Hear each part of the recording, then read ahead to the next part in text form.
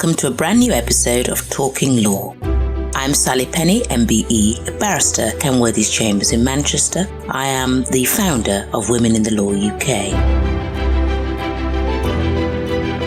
Today I'm talking law in an interview with MP and Door Tenant at Doughty Street Chambers, David Lammy. David has been a Member of Parliament for Tottenham for nearly 21 years. Born and raised in his constituency by a single mother from a Caribbean background, he trained at Harvard Law School and has worked as a lawyer and a barrister. I asked him about his background in law and why he ultimately made the switch into politics. You know, when I was younger, there were lots of careers I thought about. At one point, I thought about becoming a priest. Did you? A pilot was another one when I was a bit younger. But I suppose in the end, you know, I was good at the humanities at school, English, history, religious studies I loved. I was quite argumentative sort of guy. I had a powerful sense of social justice because, frankly, growing up in Tottenham during the 70s and 80s was challenging, you know, really challenging. There was a lot of politics around. It was a difficult time. We had riots in 1985. I had a lucky break. I ended up going to a good school in Peterborough. It was a boarding school because I became a cathedral chorister at Peterborough Cathedral. And I suppose once I was in that very white middle class environment where there was a lot of racism as well, I suppose it sort of pushed my politics even further and my sense of social justice. You know, I became aware of actually being in the inner city, but having this opportunity and the different politics of both those places and those environments. And that propelled me towards law. I mean, I didn't know any lawyers, but I had to work very hard to get those first breaks, particularly mini pupilages and small work placements and things, to sort of begin to understand the law. And I began to see myself as a lawyer. There was a show on TV at the time, LA Law. Yes, brilliant. Which I was totally obsessed with. And, which also informed. There was also another show when I was much younger called Crown Court that ran daytime TV in Britain. And I just, you know, became very, very caught up in the law and the idea that you could bring about change and justice for people. I often have a lot of mini pupils who are very politically active, and I should declare my own interest is, apart from voting, that there lies my interest in politics to an extent. But they're very, very politically activated, and they want to come to the bar and they want to come into the profession, the solicitor's profession. So I wondered for you, when did that, you know, desire to become a lawyer then end and you chose politics? Because you've been a politician for a long time. Well, you know, I think there's always a group of lawyers that find themselves asking slightly deeper questions than the individual case that's in front of them. You know, why is this young man in prison? Why has this business gone bust? How has it come to be that these employers are treating their employees in this way? And those why questions get you from law to policy, and then to politics. And I was one of those sorts of people with a powerful sense of social justice. I think I also realised that I had the gift of the gab, that I wanted to use that on behalf of groups of people in a way that you don't quite get to do as a lawyer, not just individuals. And so I was always political, but I sort of realised that politics was where I wanted to be. And then, you know, you need a lucky break. I mean, the bottom line is there are lots of people who want to go into politics and lots of good people who would be wonderful politicians, but you do need a little bit of luck. And to some extent, I was in the right place at the right time. I had put my name forward for the Greater London Assembly. I was selected. I was very much associated with the constituency of Tottenham.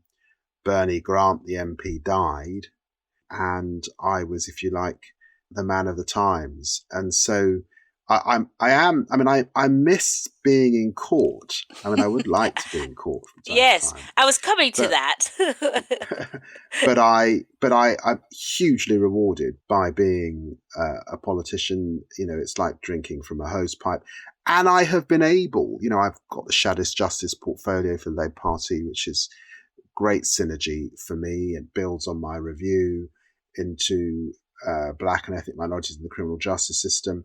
And I've been made a professor of practice at the London School of Economics Law Department, and indeed at my own old university of SOAS. So I feel like I've been able to combine, you know, my two professions sort of very, very well. Sometimes it feels like you're in court when one watches the parliamentary debates, actually depending on which side one looks. So maybe there's a bit of law still there. But I really want to ask you about the Lamy Report. As someone who practices in crime day in, day out. And I welcome that report. And firstly, can I congratulate you, myself, and congratulate you on behalf of the criminal bar in identifying that which we have long known, the disproportionate representation, not just of black youth in the criminal justice system, but the mistrusting. And so I want to ask you firstly, how did that report come about? You know, enough was enough, because frequently when I'm in court, you know, colleagues are using the report as if it were law, if you like, highlighting some of your brilliant recommendations, which were brilliant, and it's lengthy. Yeah. I never envisaged when I did the report that it would be used in court, and I've come to understand that it's relied on a lot. So I mean, the report came about because, and it's amazing how much politics has changed in this just last few years. David Cameron had just won the 2015 election by a large margin, putting the coalition government that he was in with the Liberal Democrats behind him. And he had set about sort of building a very big tent. It's generally the view that the larger the tent you have in politics, the longer you'll survive. And his tent, he wanted to ask some of us that were on the Labour side to do things for him. And he asked me to do a review on the problems of disproportionality in the criminal justice system. I was slightly surprised when he asked. I wasn't entirely sure, but he was building slightly on my first book, Out of the Ashes, where I'd said a lot about the riots and reflected a lot about black communities and the criminal justice system. And so it would have been churlish not to do it. I did it in a cross-party way. I had an advisory board. Funny enough, I had Keir Starmer on that advisory board as a former DPP. That was good. That was fortuitous. But I also had Sean Bailey, for example, who's standing for the Conservatives to be the next mayor of London. So it was a cross-party group of advisors. I was able to do a lot of travelling to other common law jurisdictions, and to answer this question of why do countries jail their minorities. And the reason why the report was groundbreaking was because I had said to David Cameron when he asked me to do it, and Michael Gove at the time, who was the Justice Secretary, look, I'm not going to do the familiar thing, which is just sort of stick to the police and some of the issues with policing, stop and search, and all of those issues, because I felt those issues had been long rehearsed, well understood since the Scarman report. What I wanted to do was look at the rest of the criminal justice system. I wanted to look at prisons, probation, our judiciary, our experiences in court, prosecutions, what happens when the police hand it over. And so I looked at the rest of the criminal justice system and found, of course, that it often compounds the problems of disproportionality. It doesn't make them better. There were some areas that came out well. The jury system came out well in my review. Yes, it did. And to some extent, the Crown Prosecution Service and their prosecuting decisions came out relatively well. You know, there's a lot of minority lawyers that work for the Crown Prosecution Service as well. But it was really to focus on disproportionality and how it works right across the criminal justice system. Yes. Well, I've had Courtney Griffiths on this podcast, interviewed Queen's Counsel. And one of the questions I was asking was about leadership, of course, in the criminal justice system and beyond the makeup of judges and the decision makers, because that's one of the issues that you highlighted in the report, the lack of. And, you know, and as I said, my years of call are creeping up more and more on me. And as I look on the circuit that I practice on, the Northern Circuit, and the lack of visible um, diversity or black practitioners, quite frankly, I just wondered if you had any observations on that. How can we get more black QCs, more black judges, and other minority groups? Since I qualified 25 years ago, there are a raft of black lawyers. I do think there are more black lawyers. Now, there may be issues when you get beyond the major conurbations and certainly beyond London. But the issue is more that there are glass ceilings everywhere. It's the same old issues. There are glass ceilings in terms of taking silk. And there are definitely glass ceilings in terms of the judiciary. And it's not that black and Asian minority ethnic lawyers don't apply. They do apply. I showed, there's a lot of nonsense said about pipeline issues. It's the pipeline. It's not the pipeline. Just go to law school. Just look at, they're there. Yes. It's that they apply and they don't get through. It's how the system works against them. And I'm not sure. I mean, I'm skeptical of the JAC. And its leadership. I don't think it's gripped these issues sufficiently because they buy this pipeline issue. They can't explain why there's this drop off at the point of interview. And I think there's some discriminatory practices there. And I'm afraid you're right. It's really, really slow. I recommended a target. Yes, I saw that. Review. Yeah. And I was really disappointed the government did not accept the target. And so we haven't got a target. And guess what? Things have not got much better. Some said that I should have put in a quota. I think Justice Charity wanted a quota, and maybe they were right. Yeah, maybe. Well, it opens a whole load of other arguments. It does. Of course it does, which is why they should have accepted a target. Because a target's an ambition. Yes. It says, actually, let's set ourselves a benchmark. We're going to try and get to it. If you don't get to it, you explain why not. But it concentrates the mind. Without even a target, I'm afraid, not just in terms of ethnicity, but in terms of gender diversity as well. Yes. There are real issues. I was told the other day, for example, that in London, there are no female black judges across the London Crown Court estate. I mean, that's extraordinary. Yes. I mean, it's absolutely extraordinary that could be the fact. Yes, I know. I know wonderful black female. They make fantastic judges. They're not all legally qualified. But that's where we are. Yes. Well, that kind of covers. I mean, I can tell you that if you move up the country, it's even worse. I bet. Yes. Well, I know. I mean, I took also representations in cities like Bradford. I spent a lot of time with Muslim communities who had a very strong perception that the system was rigged against them.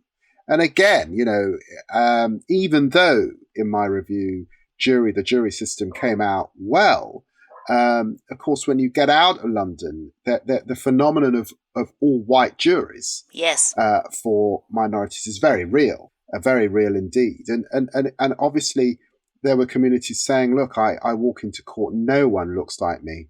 No one knows where I'm coming from. And I'm telling you, they've made up their mind the minute I walk in. Now, I didn't find evidence of that because across 12 people, you do get debate and discussion and you more or less get the right result. But what I'm saying is it can be a very, very lonely and isolating system, the criminal justice system, in areas beyond the major conurbations. You dealt beautifully with diversity and of course the report. But I wonder, I'm very concerned about the effect of COVID on young people wanting to practice in some of the publicly funded areas, for example, or the areas of social justice, public law, human rights. And I wondered if you had any kind of tips or guidance for those who were finding it difficult at the moment to keep going. There are less pupilages.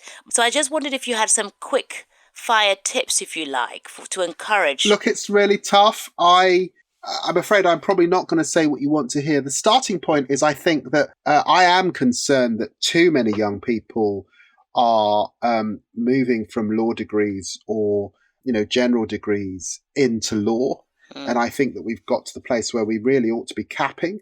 When I was qualifying, there was just the Inns Court School of Law, effectively. Now we've got a plethora of colleges, and I'm not, frankly, always convinced that people are getting return for their money. I think this is having a disproportionate effect on ethnic minorities, particularly. I know there's an argument that, doing the law qualifications is useful regardless. I'm not entirely convinced. So I think you do have to think very carefully about whether you want to go into law. I think that the days of being able to dictate your practice areas are long gone. I mean, you grab what you can get. Yeah. If you get it, is the other thing. So the choice element, when you go, it was still the case when I went into law, just about, that you could, I went into sort of common law areas, you could you could have a view. These days, you literally will grab the first pupillage or training contract that you get offered. I think at this time, I do think work experience counts for a lot. Any work experience you can get counts for a lot. Actually, you can work for a member of parliament doing their casework, citizen advice bureau. There's lots of quasi-legal areas before you even get to law. I'm not sure. I think that chambers value now experience. I think bouncing from your law degree to pupillage and beyond isn't necessarily how to do it. I think experience counts for a lot. Maturity counts for a lot. And remember that pupillage is a year-long interview. It's brutal. So you want to be fully there in that year. You really, really do. And it's a personality contest as well. And so I think there's a lot of understanding there, but I do think that there are some areas for government and for those that regulate the legal profession. And I think that's around some real issues now of just too many young budding lawyers qualifying, and whether we need to better take a look at that, to take a look at a cap and take a look at some of the issues of disproportionality that are coming out in that system. And what about longevity in the law? You mentioned Keir Starmer, who, of course, was in Silk, and then he went to work as a DPP for the Crown Prosecution Service, and now he's come out and in politics. But I wonder if you've got advice for perhaps, the likes of me, women who have been in the law for some time, because the attrition rates are still not brilliant, David. Women are still leaving, and men to an extent. And so we're losing women, whether it's childcare and other means. So I just wondered if you had any kind of advice there to keep people going. Well, let me just cut straight to, look, particularly on the legal aid front, the situation's dire. We've got deserts that have opened up across the country. They're vast. Scope has been cut back. The age profile is rising now into one's 50s. And a lot of young people, quite understandably, are saying, not for me, I can't possibly afford this. And they're going into other areas of practice. We've got this CLAR 2 risk review taking place. I'm really, really critical of what's happened. And I think there's now tremendous cynicism across the profession, and bitterness, actually, because rates have not risen for such a significant period. And people are not understanding the importance of legal aid as a huge and important part of our welfare state and social security system, frankly. So I don't want to be here giving advice to lawyers. I want us to have legal aid lawyers. I want us to have a profession where women feel they could stay and have children, come back to. But I totally understand why, I'm afraid, over this last period, things have fallen away to the extent that they have. And without more investment, without a serious commitment, without a government that understands that, if you want to have the American system with really poorly funded public defenders to service, you can do that. But it will be a system riddled with holes, disproportionality, and poor quality, frankly. advocacy and legal representation, and it will cost you more in the long run because of all those things. We really are now at a fulcrum where government has to decide how seriously it wants to take a proper welfare state and therefore funding legal aid seriously. Very well said, but you would say that. So can I just flow from that then and ask you about Black Lives Matter and the death of George Floyd and its effect and ramifications in our own country, and where you see that in the legal profession and wider really. Do you think that we're really having open conversations now about the treatment of Black people, withstanding your brilliant report? Because actually a lot of the issues people are talking about now were highlighted in the Lamy Report. They're not new. Look, I did find after the murder of George Floyd, there was an opening, maybe because so many people were sat in front of their TVs watching the pandemic gripped on the news. And yes, then this terrible thing took place where this man was killed effectively in 8 minutes, 46 seconds, I think it was. And it did open up a conversation in FTSE 100 companies and professions, including the legal profession, in families, in friendship groups. And the question is, though, and I say this gently, what you hear from Black people, sometimes publicly, but so often privately when they're talking to one another, is they say, I'm tired. I'm tired of having to explain yet again the racism that I experience on a daily basis with my kids in their school, with my job prospects, in so many ways. They're tired. And so it begs the question, we call it Black Lives Matter because it is to say that, when women are dying, Black women are dying at 4 times the rate of white women in pregnancy, when young men are being stopped and searched at 9 times the rate if you're Black than if you're white. And in my review, when I found you're more likely to be convicted to do jail time if you're Black, then of course Black communities are tired. But I suppose the question I want to make philosophically is this isn't really about Blackness. It's really about whiteness. And it's really when majority communities don't just want to talk and listen, but act, that you bring about change. And it's important to remember that the Black community here in the UK is just 4% of the population. We will never have the means and the size to bring change about in of ourselves. It will always have to be with allyship.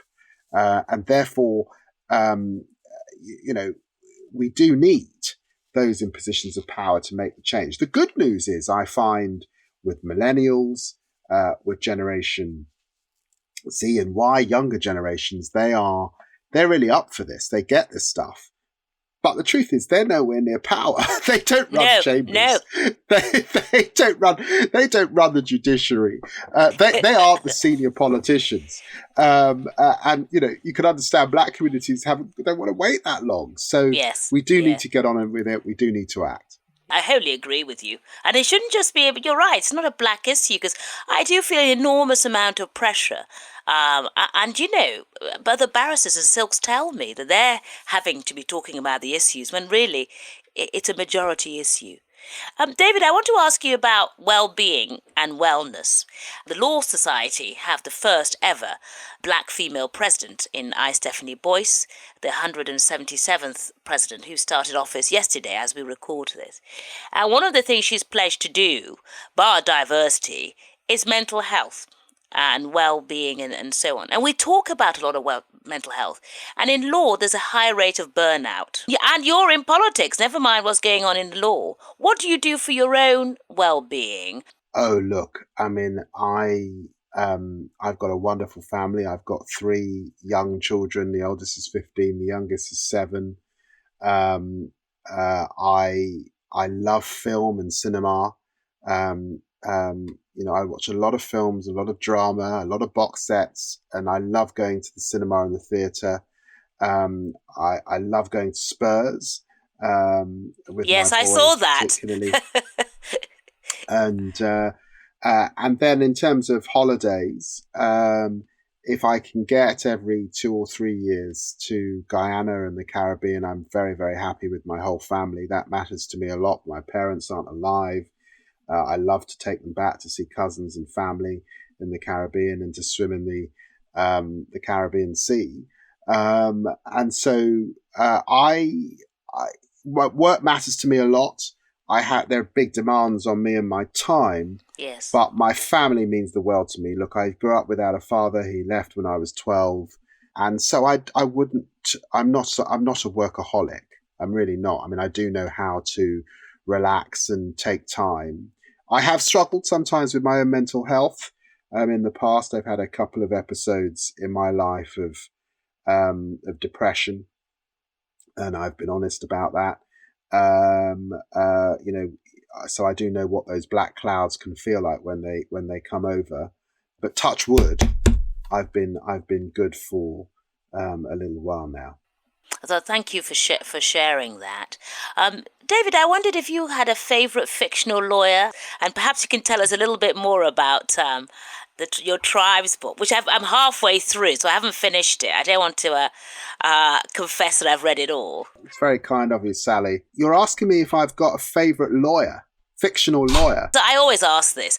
Do you have a favourite fictional lawyer, and do you have a favourite book, and why? And then I'd like to just find out about why you wrote Tribes, because how you came to write that, the DNA aspect is really quite interesting. I don't think I can pick a fictional lawyer, but I studied Bleak House at A-level, and I was consumed with Jarndyce and Jarndyce, and it looks like our system's going back to that. Yeah. With huge backlogs. People representing themselves and no legal aid. So I think that's at the top of my mind at the moment. In terms of favourite books, I did grow up in a house with many books, I'll be honest with you. My mother was terribly proud of our Encyclopedia Britannica. Oh, yes, we had that. And that, this is before the internet, but the books that I do remember my father reading to me before he left us was Walt Whitman's Huckleberry Finn and Tom Sawyer. So that's always got a little place in my heart. But obviously, as I came of age, I mean, I'm talking people like James Baldwin, C.L.R. James, these sort of giants. I think particularly in the Black canon have mattered to me hugely.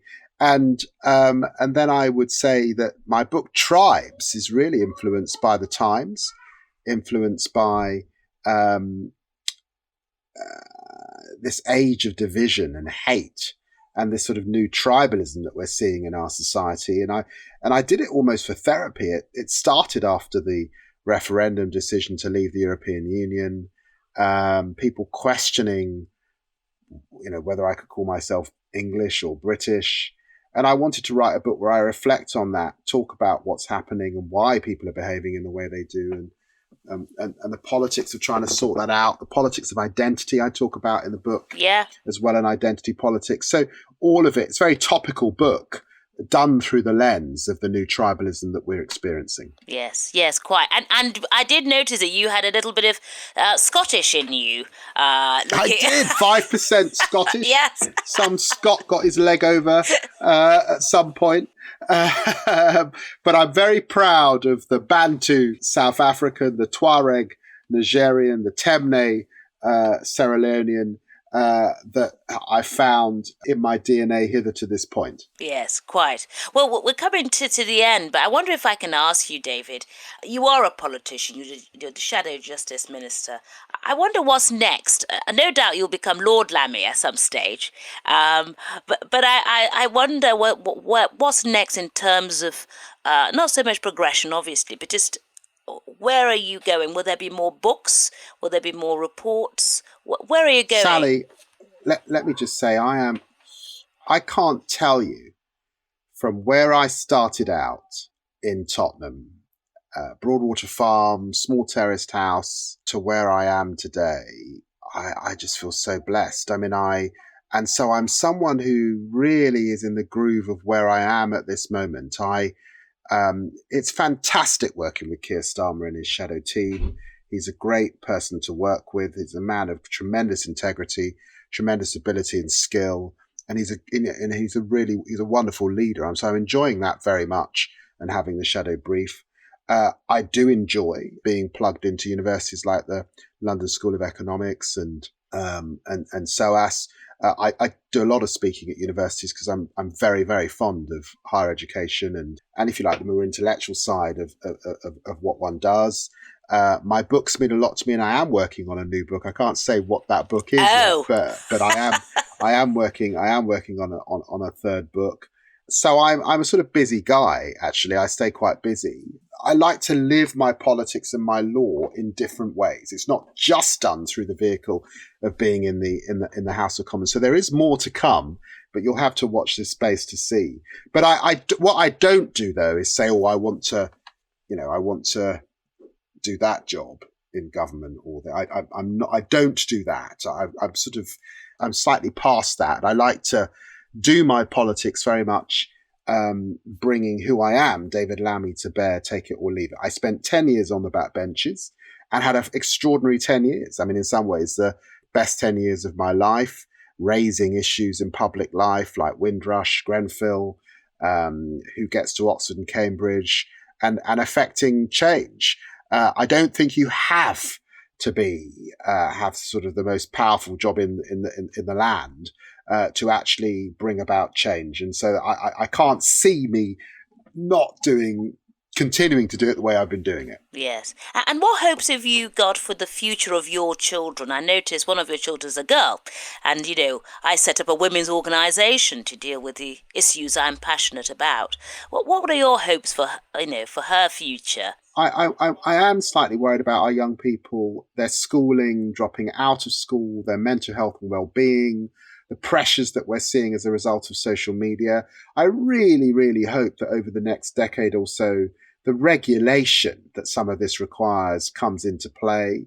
So I hope for my young daughter that some of the misogyny and sexism that still exists in society, the crimes against women, the crimes of violence against women is abated somewhat. But I also hope more broadly that sort of sense that you have at the moment of the Wild West in terms of social media and internet has gone. It feels a little bit like when we were growing up, the big evil was tobacco. We all knew it was, but governments were slow to regulate and act, and people died as a consequence.